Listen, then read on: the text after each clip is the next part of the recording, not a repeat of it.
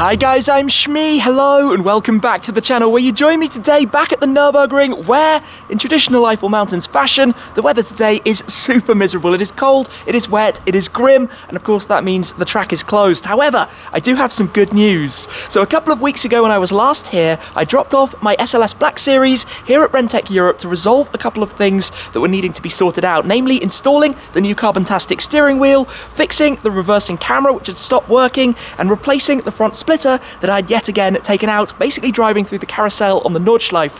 Well, today all of those have been completed. I'm going to show you what the new steering wheel is like, take it for a drive, which I cannot wait for. But before that happens, the GT8 is ending its adventure. It's going to be transported back home. I need to load it up. It's going to be heading back to be borrowed by my dad for the next couple of months before, in the early new year, it will have its 4th year annual service. Amazing to think it's been that long already. A fantastic machine for the journey. Plus, I'm hoping we might spot some interesting stuff around the Nürburgring area a little bit later on. So let's get things sorted out, go see how the SLS is doing, take it out for a drive, and let's get cracking on.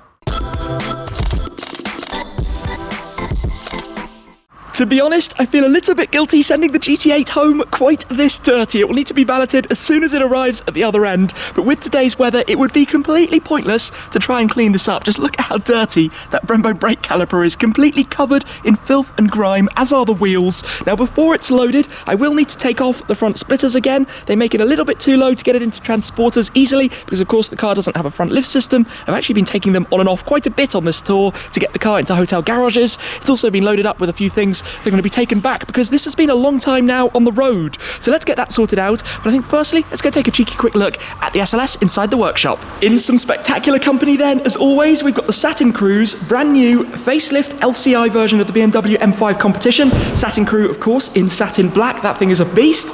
And the SLS, just look at it. I cannot wait to get this back on the road for the next few legs of this adventure. In fact, let me come through a little bit. It's locked at the moment. The handles are tucked in, but we have the new steering wheel. We'll be checking that out. And I guess we're going to get a cold start, which always sounds absolutely ridiculous to get it back on outside. But this car, I always think it's spectacular. Very, very excited to drive it again. Although, as I said, I believe the transporter is about to arrive. So probably step one, get the GT8 loaded, then we'll come back to the SLS.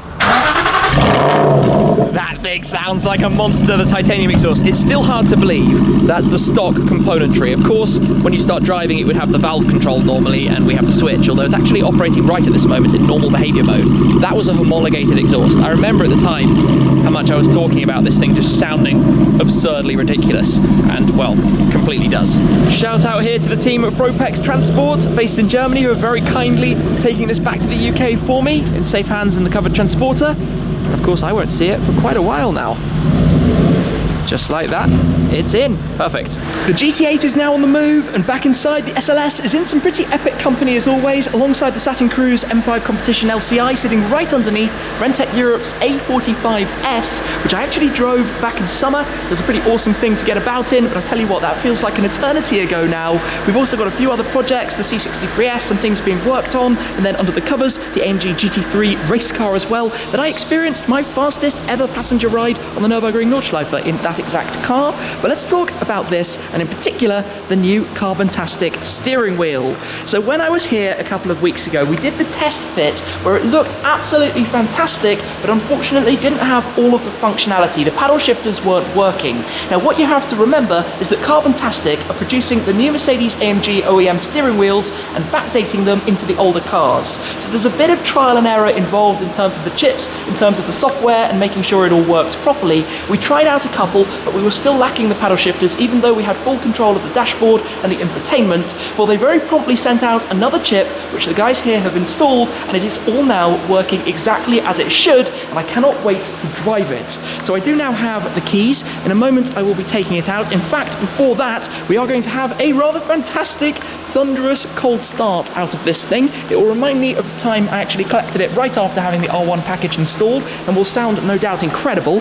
But let's come through then and take a look at what we have in here with the new Carbontastic wheel. The original OEM style from the AMG GTR Pro, for example, and completely matched to the inside of this car. Now I know it's a big controversial move to make this change, but I really, really like the steering wheel, and personally I feel like it suits, especially in this configuration, it suits the interior of this car fantastically. So I've gone for the black Alcantara, which matches with the lower dashboard, with the central tunnel, with the seat inserts, with the door cards, then finished with the red cross stitch around the inside and around the airbag cover, which again matches with the contrast red stitching that we have around.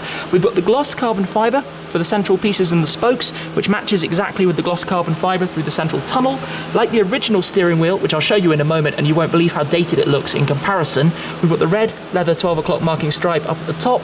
We've also, for a bit of fun, got the Schmier 150 logo down at the bottom, plus the gloss black inserts here for the button surrounds, which match with the gloss black you have on the air conditioning vent surrounds as well. So completely fitting the purpose. We've got the extended carbon fibre shift paddles as well, slightly longer than the standard ones that the car has, which are more like, I guess, buttons on the back, because this was, well, I guess the car's about 7 years old now. At that time, they weren't quite into extended shift paddles. That's all something that's really arrived on the scene since. But all the carbon fibre tying in very nicely.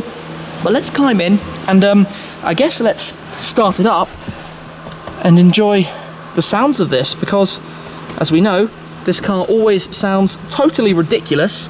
So yeah, let's have a little listen. I had almost forgotten how ridiculous it is. I had genuinely forgotten. Those cracks and snaps and burbles from it. That is mega. That is... okay. 2000 RPM never sounded so good. Do you know what? I might keep this off until we're ready to take it outside. Look at how many kilometers I've done now, quickly racking those up. So with the ignition awake, there we go, light it back up, we have these touch panels, which if you scroll up and down, go through the various screens, you can see range to empty, from reset, from start, and the trip.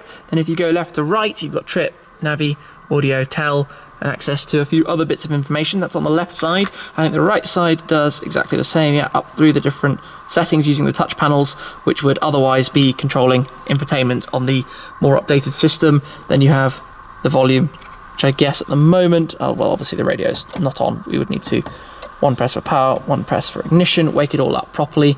Then you have the volume control. Now, a few people might be wondering about this. The cruise control is the one thing that doesn't work, because in this generation of cars, that's the cruise control. And obviously you're not going to take away the stalk. It would maybe be a dream world if both worked, but it's kind of understandable that this car doesn't have the era of adaptive cruise. So those are slightly defunct, but what else are you going to replace them with? So we have volume, yeah, it's exactly any signal at the moment. So that works fine. I think all is good on that front. Sounds so cool. I guess in a moment then we'll be taking it out. Probably not quite yet, so maybe I should leave it shut off just for the second. But oh wait, hold on. That's not doing what it should. Okay, there we go. Needs the ignition on, and then we are good to go. Frustratingly, we have a problem. Something is not exactly working as it should. Let me try and demonstrate this. So the car is currently locked. It has been sitting for a moment. Of course, we've had a bit of trial and error to demonstrate what I am about to show you. But if I unlock it and go back inside to effectively go back to the steering wheel as if we were starting from the beginning, turn it on, it goes to the from start trip display, and then we have no control. I don't know if the paddles are working, but basically the only way to reset this back is to disconnect the battery in the bonnet and start over, and then it works again. But we only get 1 or 2 tries on each successive go before all the controls basically go dead. So I would assume that the shift paddles probably are dead as well, but I'm not going to drive it to find out. Even if I then start it up, just in case you're questioning this, still nothing from either touchpad. It's like it's forcing this from start display. I don't know what to do at this stage. I really don't know what to do. I am basically hopping back and forth, in and out, locking, unlocking, trial and error, testing everything, leave it for a moment, and unfortunately, we don't seem to be having great success with this. As you can see, not working. So I think at the moment we're probably going to have to take this out, which stresses me greatly, as you can imagine, because I was hoping to take the car away with that sorted. Obviously with the time zones, it's the afternoon here. It is currently 3 o'clock, so the guys over in California, it is 6 a.m, so I'm not expecting to get a message back right now, but alas, I do need to head out.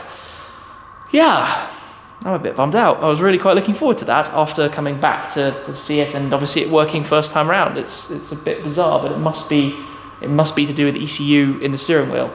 It must be to do with the software, the configuration, the computers, because if you reset them, maybe there's something we're missing, but at the moment, it feels like we're going to have to do battery off, airbag out, swap the wheel, put the old one back on, or airbag back in, battery back on, and depart, which is not how we wanted today to go, to be honest. That's now been swapped back again, something we didn't expect to do quite so many times, but it's not all bad news. The other two things that the car was here for have been rectified. So down at the front, it has this new plastic splitter protector, which is just to protect the carbon fibre, because that's excruciatingly expensive. That is fortunately very cheap, so easy to replace. But basically what happens, because we have a gigantic naturally aspirated engine up front, there's a lot of weight up front, and when you go around the left-hand corners on the Nurburgring, I think in particular the Carousell with its concrete slabs, that ends up basically bouncing off the ground. So no doubt next season I'm going to end up needing another one of those. The other thing was the replacement of the reversing camera, which was basically just showing us a black screen, and it was in fact damaged inside. When it was taken off, the guys could see that the new part was required. That was quite expensive considering it's made exclusively for this car, but at least now it works, at least in theory it works. And of course we now have the original steering wheel back in, which in comparison does look so dated, I have to say. I really like the new wheels and the way that they look. Just a big shame that we weren't able to get it working. But let's just show you, actually let's start it quickly. Still sounds awesome. And then when we go into reverse, when it's woken up, I think just in a moment, oh, we've got the radio on, I'll pop it into reverse. We get a reversing camera that is working. I think we're parked slightly diagonally. But yeah, not ideal, not ideal. In more positive news though, we will slide the car out. Obviously when it's lined up correctly, we will see the reversing camera straight as well, but it's great to have that back because this car doesn't actually have any parking sensors. Nothing on the front, nothing on the rear at all. So you kind of rely on that because it's very hard to actually work out where the thing is. I feel sorry for Gabriele, who's just maneuvered it out into the very inclement weather that we have today. I had planned to be driving on the Nordschleife. Alas, some things don't go as intended. It's definitely one of those days with things just being frustrating, not being what I intended them to be. In any case though, even though it's wet and slippy, I'm going out for a drive with this. I was just about ready to go, and driving right past us was an AMG GT 4-door with some camo, which I am absolutely certain will be the new hybrid 800 horsepower or something version of it, which might be called the 73S, or it might be the 63E. I think they're still deciding what the names are actually going to be for that car, but very cool nonetheless to see. Mercedes and AMG are actually around here an awful lot with cars at the moment. I've been seeing quite a few GT Black Series around and about. I had hoped we might be able to catch one literally heading right past here, but with today's weather, the doom and the gloom, it hasn't been the case. Although there are always very interesting things around and about. You never know what you're going to see when you are in this area during some of the industry pool and the testing sessions. But I tell you what, it feels very, very good to be back at the wheel of the SLS Black Series because of how much mileage I've been doing with this recently. It's almost become my default go-to dynamic grand touring driving experience. It's what I have in my mind as this is the benchmark. It's been interesting driving the GT8 as well for the last couple of weeks because that car has so much more luggage space. It's actually, with the hatch at the rear, got an unbelievable amount of ability to just squeeze things in that you don't necessarily expect. Driving like this car though is actually a little bit more relaxing. Auto gearbox, the dual clutch, and actually when you're not really on it in the SLS, it's not crazy loud. Obviously, as we know, if I turn it to manual and we are manually shifting with the paddles, things get a little bit mental, as we actually know very well. And I'm going to be careful because, yeah, even there, a little bit slippy.